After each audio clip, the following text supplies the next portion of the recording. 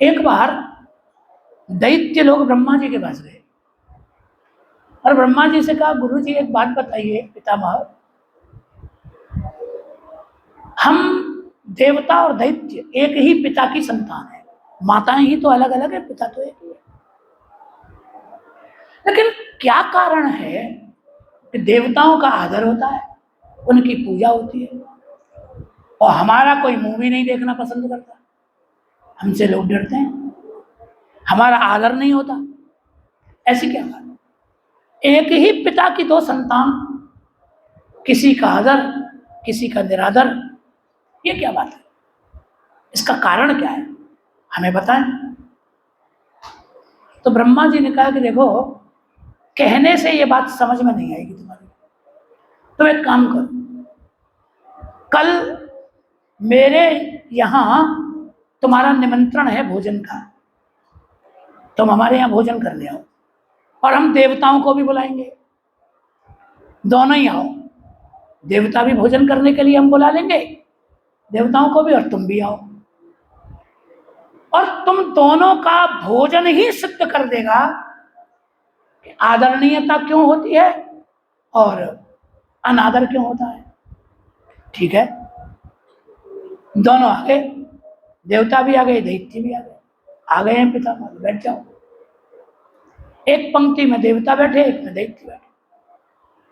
तो ब्रह्मा जी ने कहा, देखो पहले दैत्यों को भोजन कराएंगे, देवताओं को बाद में कराएंगे, बैठे रहो बस, कब पहले तुम भोजन करो। तो दैत्यों को भोजन परोसा, और भोजन परोसने के बाद एक सेवक से कहा कि एक लकड़ी लाओ, और एक एक लकड़ी दैत्यों के हाथ की कोहनी के नीचे से यहां तक बांध दी, हाथ मुड़े ही ना, हाथ न मुड़े इसलिए लकड़ी बांध दी यहां से,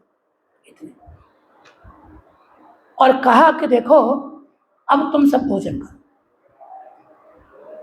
एक भी अन्न का दाना धरती पर गिरना नहीं चाहिए, और भूखा कोई रहना नहीं चाहिए, भोजन करो।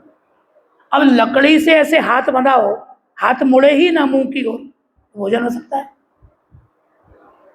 दैत्यों ने कहा, यार ये कौन सा तरीका हुआ, लेकिन अब पितामह कह रहे हैं, ठीक है, तो अब उन्होंने बोल लिया भोजन, ऐसे हाथ ऊपर करके ऊपर से मुंह में फेंका, ऊपर से मुंह में फेंका, प्रक्षेप किया अन्न का मुंह में, तो वो कितना गया होगा मुंह में, सोचो। थोड़ा सा मुंह में गया, ज्यादा सब।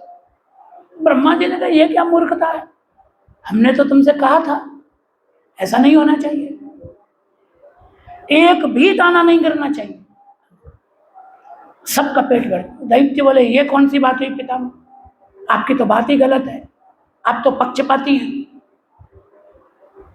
अरे जब हाथ मुड़ेगा ही नहीं, मुंह की ओर आए, तो फिर ऊपर से ही तो खाना पड़ेगा।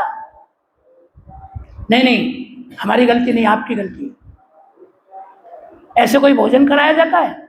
किसी को न्योता दो और फिर उसके हाथ बांध दो को भोजन करो, ये कौन सा तरीका हुआ? तो ब्रह्मा जी को दोष देने लग गए। तो ब्रह्मा जी ने कहा, बैठे रहो। फिर देवताओं को भोजन परोसा, वैसे ही हाथ बांध दिए और कहा, यही शर्त तुम्हारे लिए है, भोजन करो।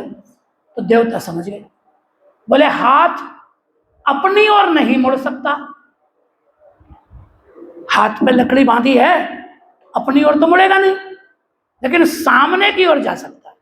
तो देवताओं ने क्या किया, एक दूसरे के सामने बैठ गए, उसने उसे खिलाया, उसने उसे खिलाया, एक दूसरे को खिला दिया, सबका पेट भर गया, अन्न का एक भी कण व्यर्थ नहीं गया, हो गया भोजन।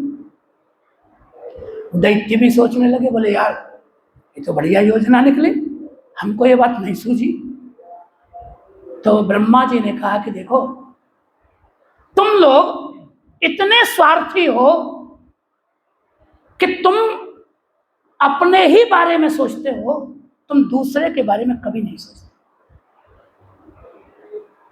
यदि तुम लोग ये सोच लेते तो ये गति नहीं होती।